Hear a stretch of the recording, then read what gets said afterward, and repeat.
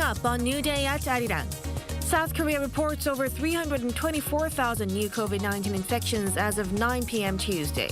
But concerns continue to mount as authorities expect infections to peak by next week. U.S. National Security Advisor Jake Sullivan raised concerns about China's alignment with Russia during a meeting with Chinese diplomat Yang Jiechi, warning of penalties Beijing will face if it helps Moscow in its invasion of Ukraine. And Squid Game has become the first South Korean TV series to win a Critics' Choice Award. The hit Netflix show picked up 2 awards, the Best Foreign Language Series, while the show's lead Lee Jung-jae clinched Best Actor in a Drama Series.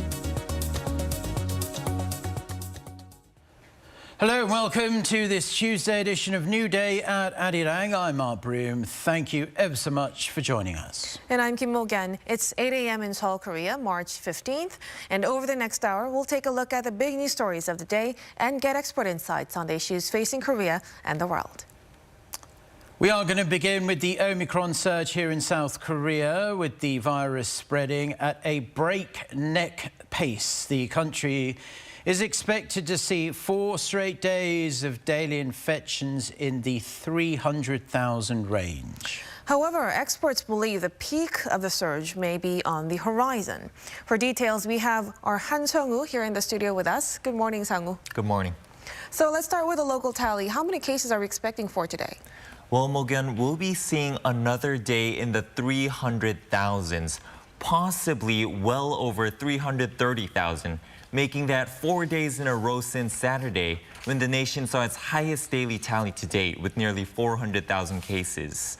Up to 9 p.m. Monday, Korea time, health authorities recorded 324,917 new cases nationwide, up more than 23,000 compared to the same time on Sunday, 1.7 times as many as the same time the previous Monday, and 2.4 times the amount seen just 2 weeks ago. Keep in mind that today's official tally, coming out in an hour, includes not only positive PCR test results, but also positive results from rapid antigen tests conducted by professionals, serving as official proof of infection status since yesterday. Health authorities predict the Omicron surge will hit its peak sometime between tomorrow and the 22nd of March, reaching a daily average of as high as 372,000. Before beginning to decline starting next Wednesday. Let me add that the government this week will be discussing changes to the current social distancing scheme. The current system, which lasts until Sunday, restricts private gatherings to 6 people max and requires restaurant and cafes to close by 11 p.m. Right, let's turn to the situation in Europe, because there's been quite a big development there. One of the biggest economies on that continent, the United Kingdom, is set to repeal all COVID-related international travel rules.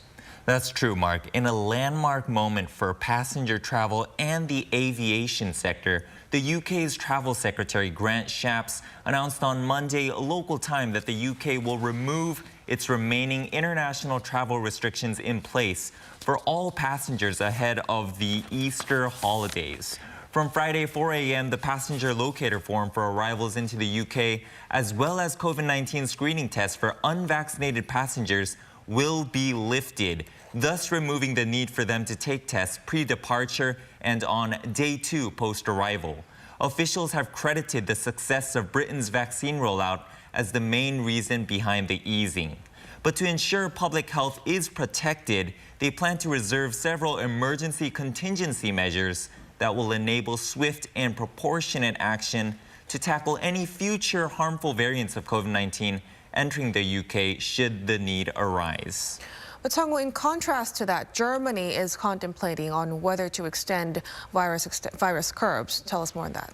Yes, that's true. In fact, that's exactly what Berlin is doing. Berlin extended its prevention measures, which were supposed to end on Sunday, till the end of March. After a period of gradual easing, Germany plans to lift most coronavirus restrictions on March 20th, but state governments will be allowed to require measures such as wearing masks and COVID-19 testing in so-called virus hotspots at their own discretion. However, German Health Minister Karl Lauterbach has been calling on federal states to reevaluate, saying Friday that the situation is, quote, objectively worse than the public mood.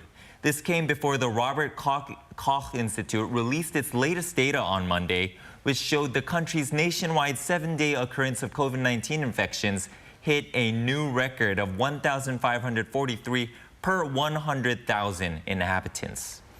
All right, Tongui, thank you for the latest updates. We'll talk to you again soon. Thank you.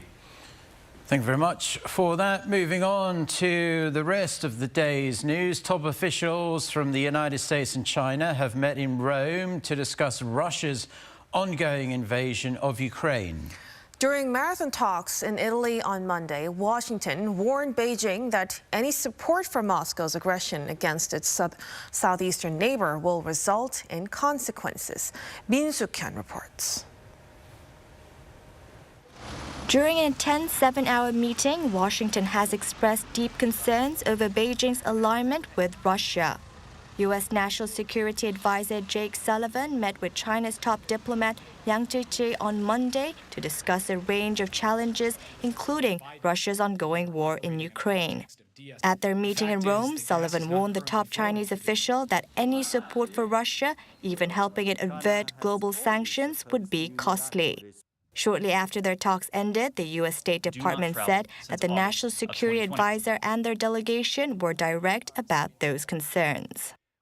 What I will say is that we are watching very closely the extent to which the PRC, or any other country for that matter, provides any form of support, whether that's material support, whether that's economic support, whether that's financial support, to Russia.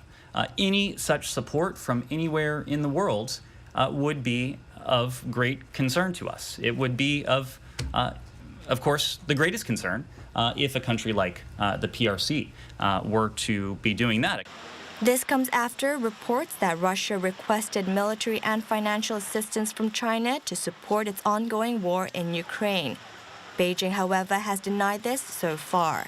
While talks between the U.S. and China were held, fighting worsened in Ukraine. Heavy explosions were heard in the capital Kyiv with the shelling of a residential building in the suburb of Oblon, which killed at least one and injured several more. There have also been fierce battles across the country, including the port city of Mykolaiv. The death toll in Ukraine continues to rise, with more than 600 fatalities confirmed in the last 3 weeks, and almost 3 million people have fled for neighboring countries. Yoon Suk-yeol, Arirang News. Following up with each other after North Korea's recent missile launches, the U.S. and China's top security advisors also discussed the security situation on the Korean peninsula during their meeting in Rome. Wrapping up, the two sides also agreed to continue talks on the matter, with both reportedly sharing concerns about the regime's behavior. Victor Flood has more. U.S. National Security Advisor Jake Sullivan sat down on Monday with China's top diplomat Yang Jiechi to discuss a wide range of issues, including North Korea. According to a senior U.S. government official who asked not to be named, the two officials shared their concerns over the regime's latest actions, saying it caused an escalation of regional tensions. During their 7-hour-long meeting, the official added that Sullivan laid out the steps the U.S. thinks are required and expressed hope China would cooperate on the issue. They also agreed to continue discussions on the specific ways Washington and Beijing could press Pyongyang to walk a different path.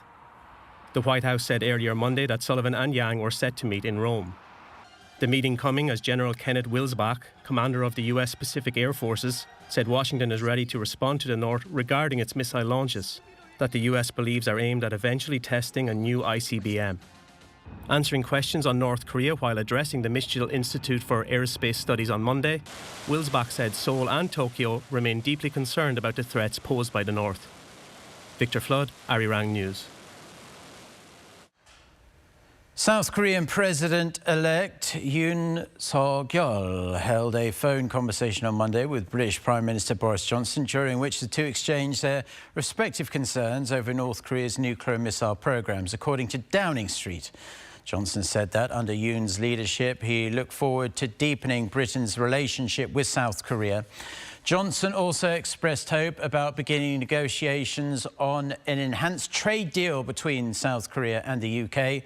They also touched upon ways to shore up digital, industrial and military cooperation between the two countries. President-elect Yoon is speeding up the formation of his transition team, heading on Monday for the first time to a new office set up for him in central Seoul. He appointed some key figures to his team who will lead special committees on national unity and regional growth. Later on Monday, he visited a traditional market and reiterated to the merchants there that compensation for the difficulties they have faced during the pandemic is on the way. Lee Kyung-eun with this report. South Korean President-elect Yoon Suk-yeol for the first time headed to his office set up in Tongui-dong in downtown Seoul, just down the road from the Blue House. In a meeting with the leaders of his transition committee, Yoon called for the committee to ramp up its speed, stressing that its core theme will be unifying people. 모든 국정 업무는 궁극적으로 국민 통합을 위한 것입니다. 또한 어느 지역에 사느냐와 관계없이 국민들이 기회의 불이익을 받지 않도록 해야 합니다. Yoon, during the meeting, named those who will be leading special committees on that very agenda. Kim Han-gil is named as the head of the Special Committee on National Unity. Kim had briefly been part of Yoon's election campaign, recruiting personnel with centrist or non-conservative views. Kim Byung-jun will head the Committee on Balanced National Growth.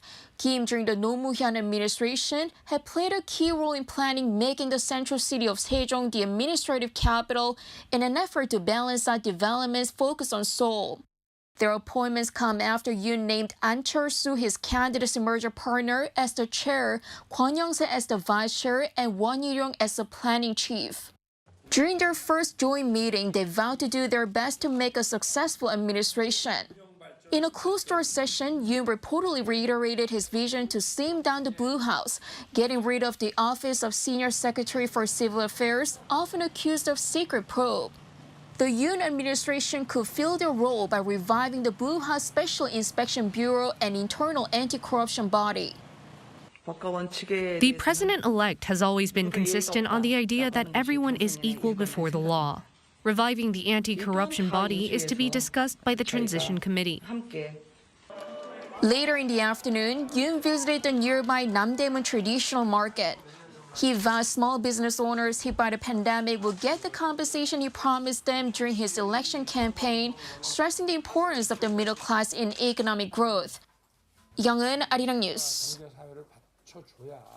Now it's time for On Point, where we speak to experts to delve deeper into the biggest news stories in the spotlight right now. South Korea's president-elect Yoon Suk-yeol has set up his presidential transition committee, as we just heard in our Lee Kyung-eun's report there. It is tasked with laying the groundwork for his incoming administration and setting the agenda for his single 5-year term as the country's leader. Yoon has already named a number of people that will fill senior positions. Among them is the committee's chairman, An Chol-soo, who relinquished his candidacy in the presidential election to throw his support behind Yoon, and whose People's Party will merge with Yoon's People Power Party. There are also 3 subcommittees, one for national unity, the core vision of the Yoon administration, another for pandemic recovery, and the third for boosting regional growth. An Chol-soo will take full control of the committee tasked with overseeing South Korea's recovery from COVID-19. For more on what we can expect between now and Inauguration Day, we connect to Professor Song Se-ryun from Kyunghee University. Good morning, Professor. Good morning. So firstly, we'd like your opinion on Yoon's decision to install An as the head of the transition committee. Do you expect this was part of the deal when An agreed to drop out of the election? And what position do you expect An to get in Yoon's administration? Well, although the exact languages of the deal is not known, but we do know that there is a certain agreement after relinquishing of his candidacy. The word joint government was used by Yoon, and that points to the direction where An Chol-soo is supposed to assume an important role in the upcoming government. So that's why the speculation is rampant that An will be at least on the short list of a prime minister. although there might be other ways to fulfill their promise, but one thing for sure is that there will be an intense politicking within the transition committee, and because of the very close nature of the election, probably An has to at least show himself is capable of assuming a very important position in the transition committee.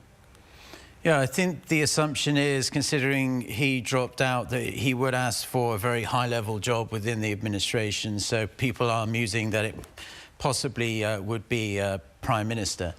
Now, we didn't have this kind of presidential transition committee before when President Moon came in, because, of course, that was under extraordinary circumstances, considering what happened to the president before him. But can you briefly walk us through what these kind of committees are tasked with between Election Day and Inauguration Day? Right. The Presidential Transition Act provides what can be done and what needs to be done before the new president assumes his office. 24 committee members supposedly man the transition committee, which is essentially a government getting ready to take over. So they will be looking at the blueprint of the policies and who should man the particular tasks they set out, and also how the government organization needs to be tweaked. So although the committee members are 24 as provided by the law, the overall members coming from the government, ministries, and manning the advisor positions and all those will probably number about 200 or so. So they are getting close to becoming kind of a shadow government as the takeover date comes along, and they will be supposedly ready to take over and start governing. But Professor, when Yoon takes office, the Liberal Democratic Party will still have a majority in South Korea's National Assembly. So what kind of obstacles do you expect Yoon to face because of this? And in terms of filling the cabinet, which positions can he fill without legislative approval? Well, filling the government post will be a somewhat daunting task because of the overall massive opposition party. Korean presidents have the power to appoint thousands of posts, but important posts like the Chief Justice of the Supreme Court, Constitutional Court, Prime Minister, Chairman of the Board of the Audit and Inspection, those need the consent of the National Assembly. So those will be closely watched. But other posts, although they will hold the confirmation hearing, the cabinet posts like ministers, the president can go ahead and appoint them. Of course, it is always a good idea to get the consent or get the approval from the National Assembly members. But because the cabinet members are the core members that he will be working with, he at least has the power to appoint them and go ahead and appoint them even with some opposition from the National Assembly members.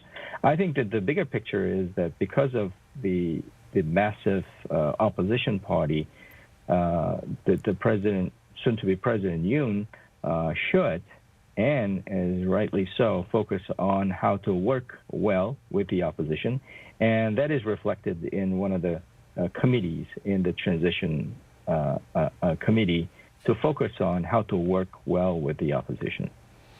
Yeah, I think there's also a little bit of a balancing act for the Democratic Party as well. They don't want to be seen to be overdoing it in opposing every single candidate Yoon puts forward.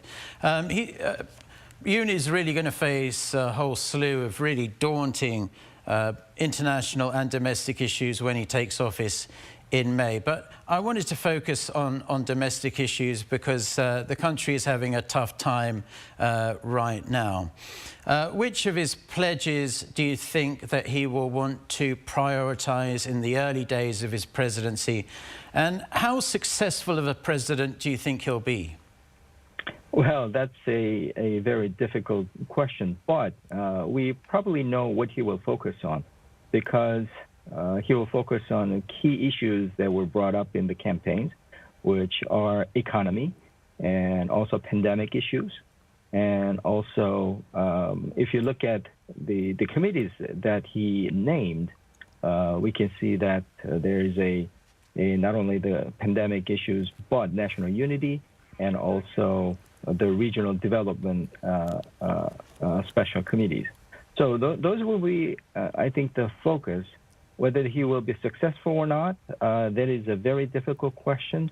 But I think that he is putting a right people on this at least because he's been vetted in the debates, and we can see that the Ahn Cheol-soo is at least has some good ideas about it, and also the other members in that party has been gunning for this kind of opportunity for a long time. So at this point, I cannot really predict it, but all I can do is be hopeful that the new team will come and reflect upon the failures and success of the previous administration and put a good idea onto the policies. Let's hope for that. Thank you so much, Professor Song, for your insights. We appreciate it. My pleasure. Thank you. Thank you.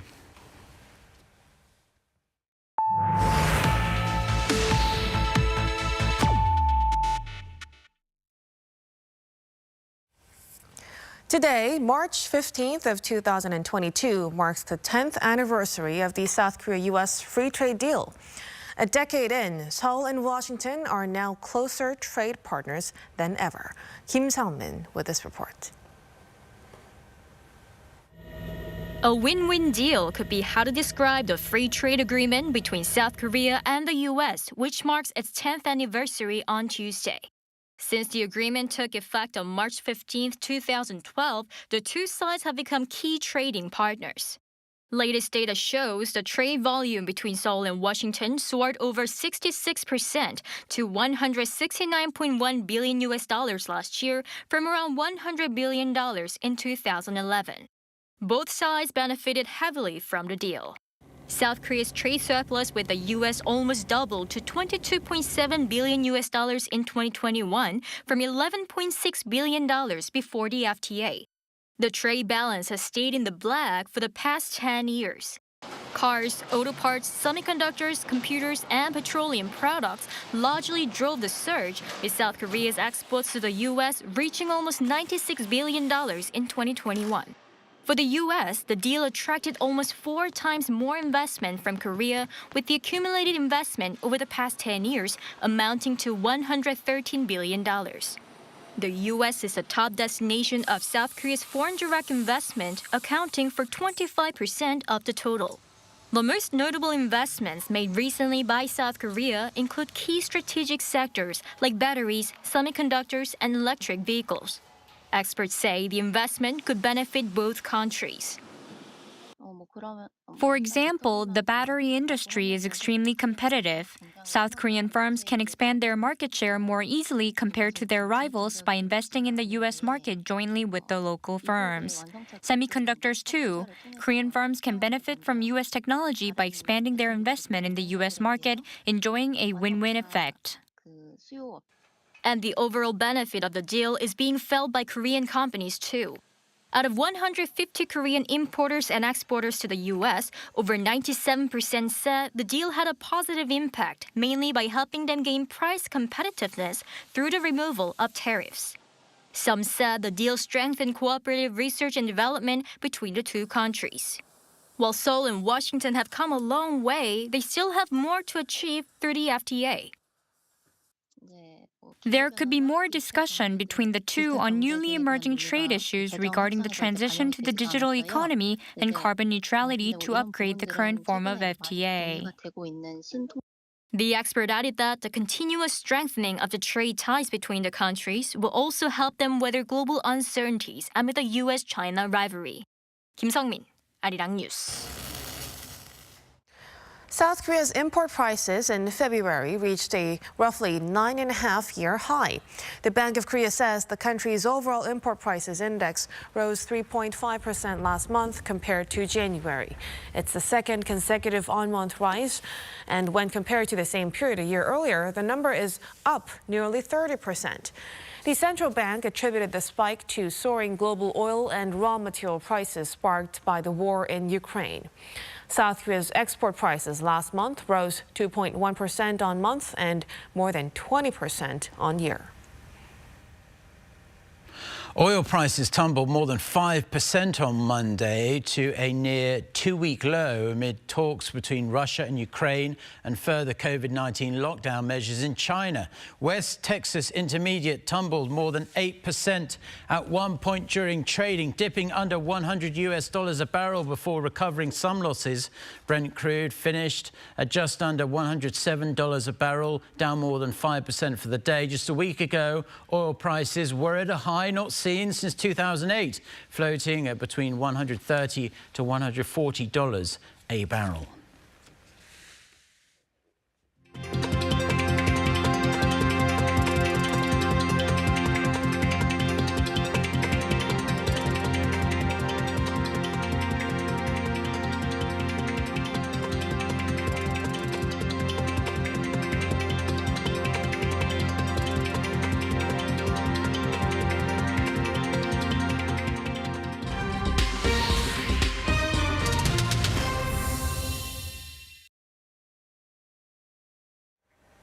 And now it's time for Global Insight and an in-depth look at important developments in world affairs. Last week, South Koreans elected the conservative People Power Party's Yoon Suk-yeol to lead the country for the next 5 years from this May. Today, we will touch upon the new president-elect's diplomatic stance, especially with regard to neighboring Japan. As many of us already know, diplomatic tensions between Seoul and Tokyo have run deep since 2019, when Japan imposed a set of export restrictions against South Korea in a move seen as economic retaliation for Korean court rulings against Japanese firms involved in forced labor during Japan's 1910 to 45 colonial rule. There were other issues ranging from Tokyo's bid to have the Sado mines listed as UNESCO World Heritage Site, as well as Japan's claims to Korea's easternmost islets of Dokdo, its wartime sexual slavery, and its planned discharge of tainted nuclear plant water into the ocean. For more in-depth analysis of future Seoul-Tokyo ties, we're joined by Alexis Dutton, Professor of History at the University of Connecticut, and Bong Young-sik, Research Fellow at Yonsei Institute for North Korean Studies via Skype. Thank you so much both for joining us.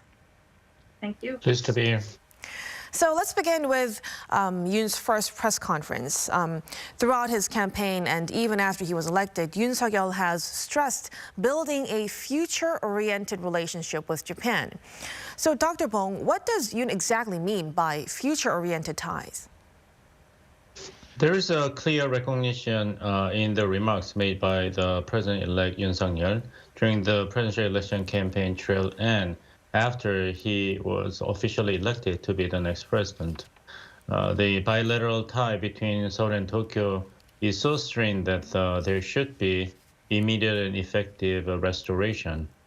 And he pledged that if he gets elected to be the next president, he will put all the critical issues on the table and make a big deal with the Japanese government. And it is very positive that the Kishida government of Japan positively and without wasting no time to responded to this message once the election result in South Korean presidential election came out. Now, like Dr. Bong just pointed out, Japanese Prime Minister Fumio Kishida was the second foreign leader Yoon spoke to over the phone since being elected after U.S. President Joe Biden. Kishida congratulated Yoon for his victory, and the two sides vowed to cooperate in mending relations. So, Professor Dutton, how do you see this? How do you think ties would change compared to the current Moon Jae-in administration? Well, obviously, it's what we all hope happens is that better ties resume. It's been an unfortunate several years. This has also been compounded by COVID, right? So there haven't been any civil society engagements as well. It's welcome news that Prime Minister Kishida was congratulatory. Some substance would be good to see. It would be really helpful, for example, if Prime Minister Kishida made a conciliatory gesture and dropped the export restrictions, for example. I mean, that would welcome a conversation between the two leaders. And what about you, Dr. Bong? President-elect Yoon Suk-yeol said that he will reaffirm the 1998 Kim Dae-jung-Obuchi Declaration to improve Korea-Japan relations. So for starters, what was the declaration about? And do you think he will be able to revive the, friendly spirit?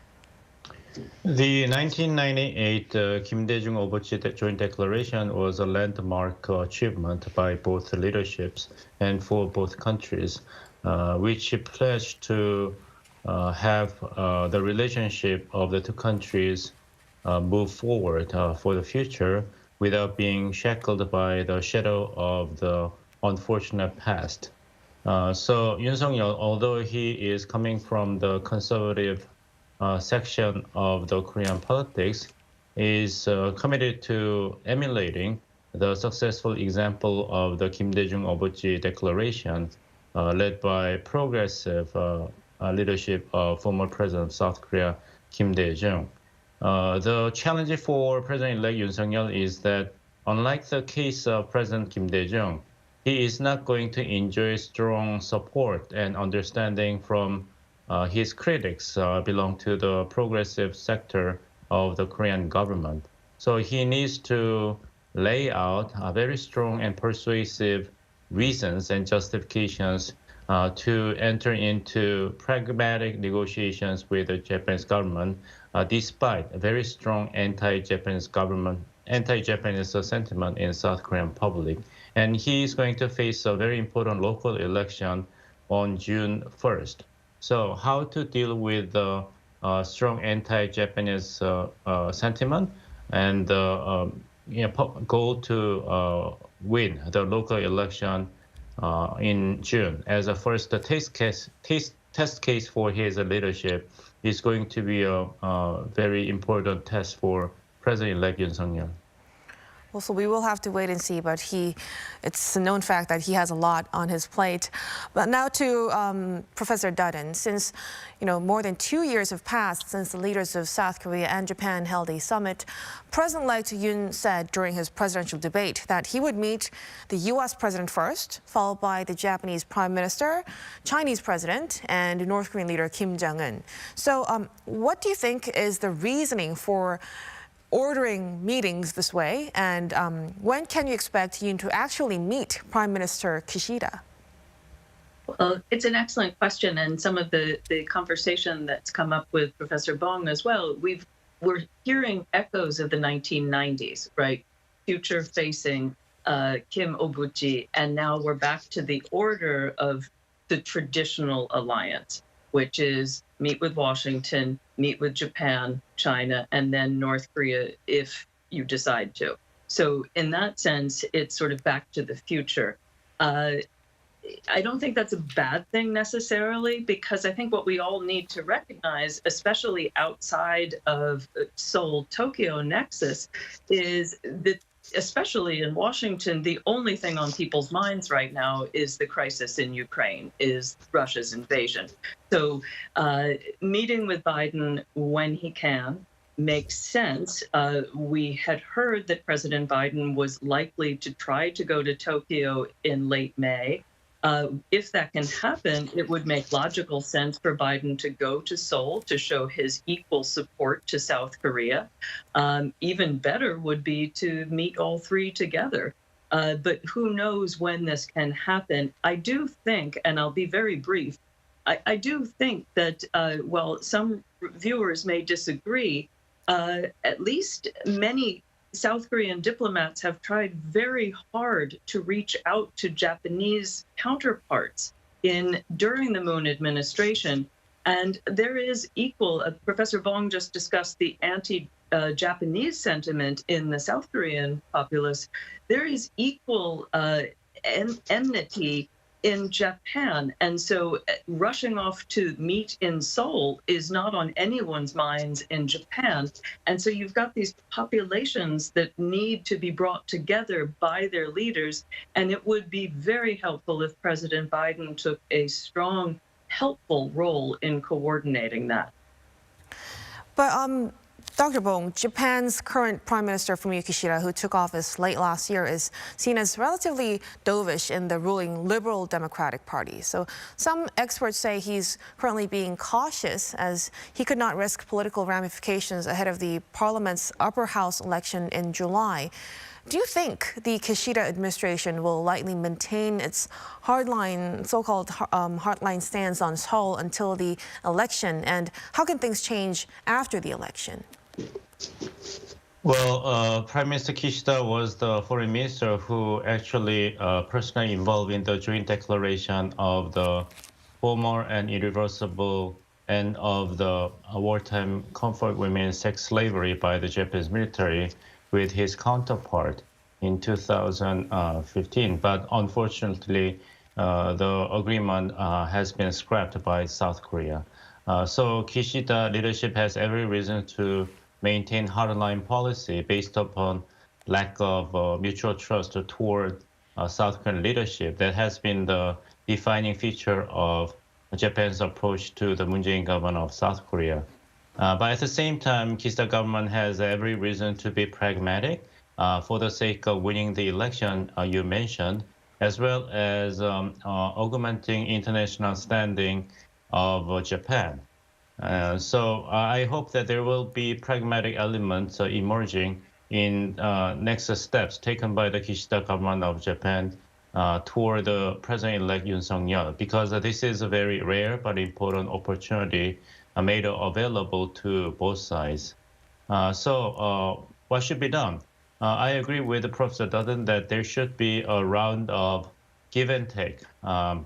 The ending export control restriction on South Korea and putting back South Korean companies on the white list to promote the mutual trade relations would be a very nice gesture made by the Japanese side. And in return, the South Korean government can be more flexible about Japan's application of the Sado mine as a UNESCO heritage.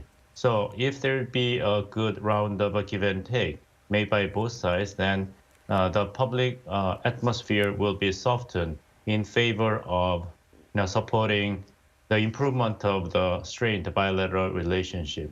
And one good thing is that Japan and South Korea's choices have been made simple because of the Russia's military invasion of Ukraine, which highlights the premium of being security partner with the Free West led by the United States and the strategic competition between China and the United States. So considering the changing aspects of the global security environment, then South Korea and Japan are having more and more reasons to improve their partnership in global standing rather than remaining in the very strained bilateral relationship of the past. Well, Dr. Bong just touched upon these Hado mines as well, but we'll delve more into this right now. When it comes to these Seoul-Tokyo ties, historic atrocities have always been an obstacle. And like you said, recently, Japan's drive to list the mine on Sado Island, which is associated with Korean forced laborers as a UNESCO heritage site, has sparked tensions. So since taking office in October, Prime Minister Fumio Kishida has repeated Tokyo's mantra, Seoul should first contrive acceptable solutions to resolve the matter. So Professor Dutton, as an expert in the field, how should the incoming Yoon administration face this issue? Well, this isn't an open disagreement with Professor Bong. I think the Sado mine specifically is problematic. And again, this has far less to do with Tokyo-Seoul relations than it has to do with divisions in Japanese society. And that's difficult to see from South Korea's position especially. But let's bear in mind, Prime Minister Kishida himself did not want this application to go forward. Pressure from the hard right flank of his party pushed this forward. This application is particularly difficult because it intentionally erases the history of the 20th century, and especially the history of forced Korean labor. What I think works better for South Korea, rather than simply attack this particular application, as Professor Bong is saying, is go as broad as possible. If South Korea really reaches out internationally and says, we're not opposed to Japan having a UNESCO heritage site, let's include the 20th century. And interestingly, many Japanese support that position. And that's the kind of flexibility that I think we're talking about here. Simply rejecting every South Korean offer, especially over historical atrocities that are well documented, only fuels anti-Japanese sentiment in South Korea. And worse, it actually alienates Japan from the international community in the long run. And so as broad-minded as the Yoon administration can be, the better. Well, there seems to be a lot of sensitive issues that the two countries have to face. But now on the economic front, as we touched upon earlier, in 2018, South Korea's Supreme Court upheld the lower court rulings that awarded compensation to laborers forced to work for a Japanese company during the World War II. The following year, Japan imposed an export ban on semiconductor materials to Korea, and the two countries ended up removing each other from their whitelist of preferred trading partners. But with the incoming administration, can we expect economic interchanges to improve? How do you see things, Dr. Bong?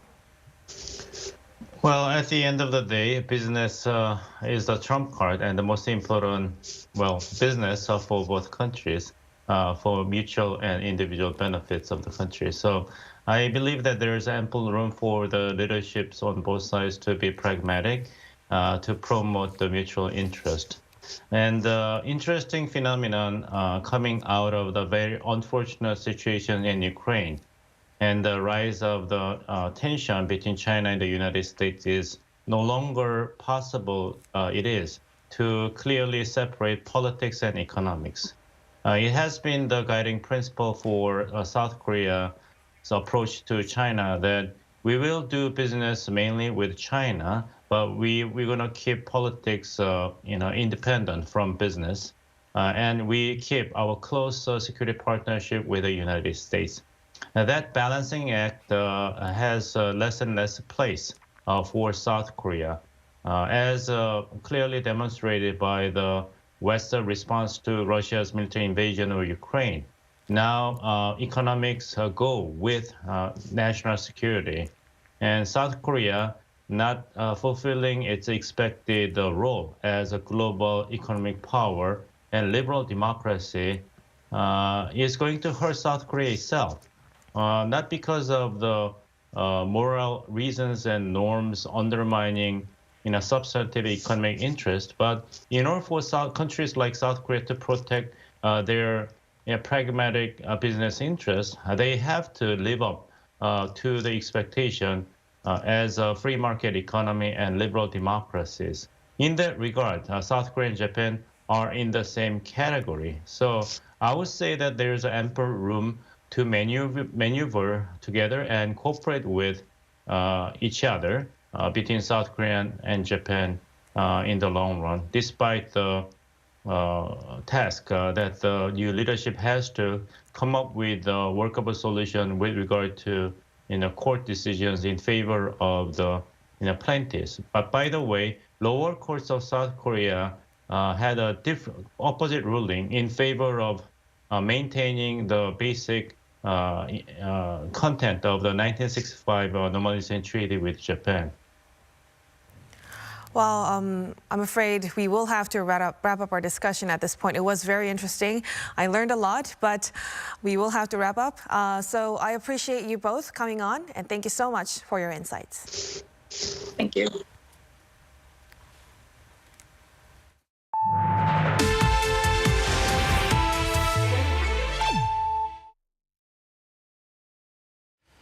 Squid Game has become the first South Korean TV series to win a Critics' Choice Award at the 27th Annual Award Show in LA.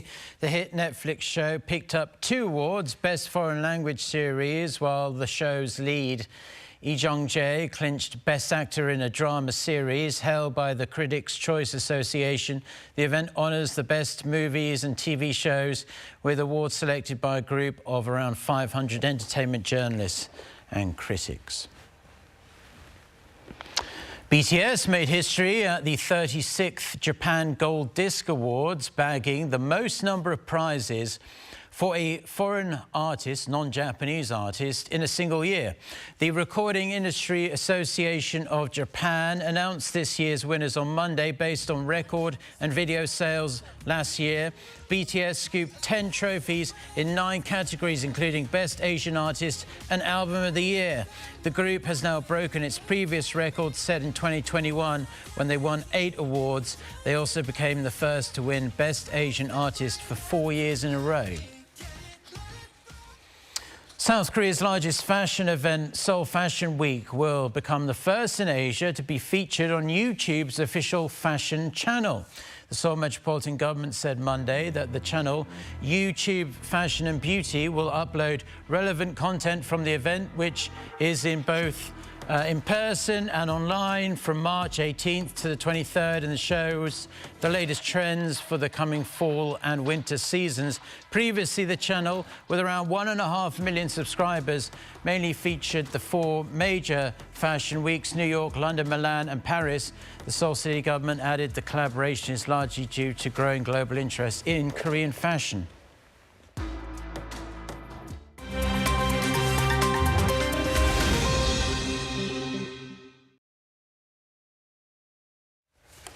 And now for a look at news from around the world, we turn to Lee Seung-jae, joining us from our Arirang newsroom.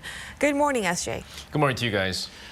Yeah, good morning. So let's start in the United Kingdom. That country's Supreme Court has just denied WikiLeaks founder Julian Assange's extradition appeal. That's right, Mark. Just like you said, the UK Supreme Court on Monday denied WikiLeaks founder Julian Assange's appeal against moves to extradite him to the U.S., where, of course, he could face life in prison. Now, according to a Supreme Court spokesperson, the application was refused because it did not raise an arguable point of law. A British district court judge had initially rejected extradition to the U.S. on the grounds that Assange was likely to kill himself if sent to U.S. prison and held under harsh conditions. Now, the UK High Court later overturned the lower court's decision, saying the U.S. had guaranteed that Assange would be treated humanely. Now, the case is now expected to be formally sent to the UK's Home Secretary for approval, after which Assange can attempt to challenge the decision by judicial review. Now, the U.S. wants to put the 50-year-old on trial in connection to the publication of 500,000 secret military files he leaked related to U.S.-led wars in Iraq and Afghanistan. Now, Germany is set to purchase dozens of F-35 fighter jets built by Lockheed Martin to replace its aging Tornado aircraft.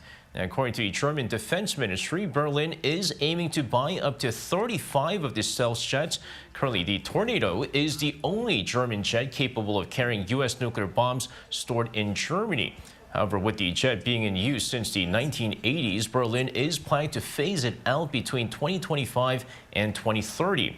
Now, pundits are also saying that the decision could upset France, as the deal could undermine the development of a joint Franco-German fighter jet that's supposed to be ready after 2040. Now, members of the British royal family, as well as the British Prime Minister Boris Johnson, attended the annual Commonwealth Day service at the Westminster Abbey on Monday. However, one key figure was missing from the event: Queen Elizabeth II herself. While the palace gave no reason for the Queen's absence from Monday's event, she has been recovering from COVID-19. Well, the 95-year-old reportedly expressed her regret for not being able to attend the annual event. And finally, Jeff Bezos' astro-tourism company Blue Origin is scheduled to take to the skies next week, and aboard as an honorary guest will be Saturday Night Live star Pete Davidson. The 28-year-old comedian will be joined by 5 paying customers taking part in the 4th flight to space of the fledgling space tourism industry. Now, the 10-minute flight will lift off from Texas on March 23rd. Known as the King of Staten Island, Davison is the latest celebrity to take a trip to the edge of space following Star Trek star William Shatner.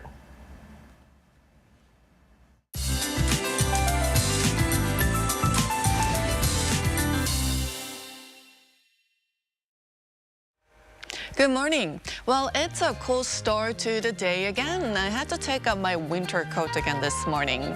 Morning temperatures are about 5 degrees lower than the same time yesterday here in the capital, but highs will rise fast, hitting similar ranges to yesterday. Well, despite yesterday's rainfall, we'll see dust levels rising again today. Areas south of Gyeonggi-do and Chungcheong-namdo province will see high ultrafine dust levels all day long. However, we'll enjoy sunnier skies across Korea. Even though daily lows are 5 to 10 degrees lower this morning across Korea, Daejeon and Gwangju starting out the day at just 4 degrees Celsius, then there will be a big jump in highs. Daejeon going up to 17 degrees Celsius. Gwangju will be topping out at 21 degrees, easily surpassing 10 degrees temperature gaps today. Then more rain is in the forecast from Thursday afternoon to Friday, and that showers will bring cooler air to the country. With that, here's a look at the weather conditions around the globe.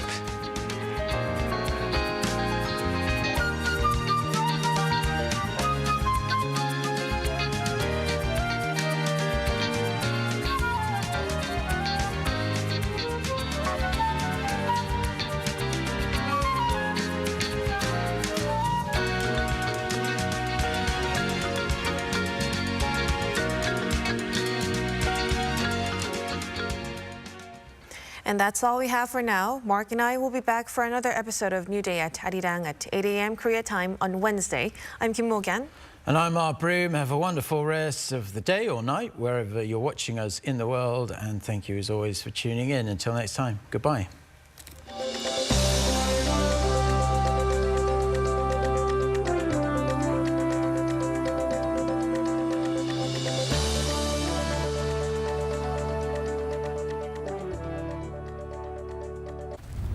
Everyone knows I'm passionate. Know why? Look at how passionate Koreans are. And you know I'm fast. Don't blink. Koreans move fast too. I'm creative on the pitch. People say I'm smart. Just look how smart Korea is.